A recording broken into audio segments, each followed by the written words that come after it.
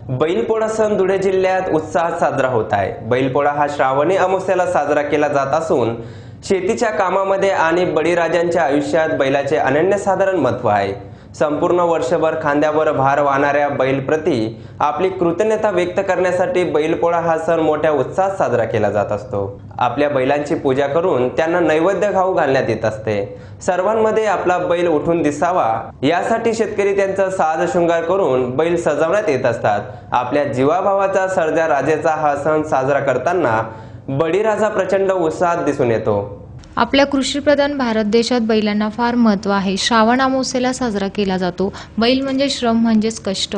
अशा कष्ट करणाऱ्यांची पूजा म्हणजेच जो दुसऱ्यासाठी श्रम घेतो अशा श्रमदेवतेची पूजा करण्याचा हा दिवस। बैलाचे शेतकऱ्यावरती अनंत उपकार असतात व तो हे आयुष्यभर फेडू शकत नाही, म्हणून कृतज्ञता व्यक्त करण्यासाठी पोळा अत्यंत आत्मीयतेने साजरा केला जातो। पोळ्याच्या दिवशी बैलांना न्हाऊ घालतात, पंचारती ओवाळतात, पुरणपोळ्यांचा नैवेद्य दाखवतात, शिंगांना हिंगूळ व बेगड लावतात, गळ्यात सुंदर माळा व पायात घुंगरू देखील बांधतात, संपूर्ण शरीरावर सुंदर नक्षीकाम करतात, पाठीवर रंगीबिरंगी झूल टाकतात, एखाद्या नवरीप्रमाणे त्याचा शृंगार करतात। आपले हे अनोखे रूप बघून बैल देखील उत्सवाने खुलतात। एवढे सगळे करून झाल्यावर त्यांची गावातून वाजत गाजत मिरवणूक काढतात।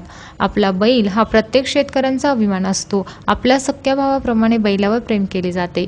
या दिवसाची बैलाबरोबर शेतकरी आनंदाने वाट बघत असतो। शेतकऱ्यांच्या घरी बैलाचे स्वागत करण्यासाठी सुवासिनी सडा रांगोळ्या घालून त्या पाहुण्यांची वाट पाहत असतात, तर घरात चुलीवर लाडक्या पाहुण्यांसाठी घरपूस पुरणपोळी तयार होत असते।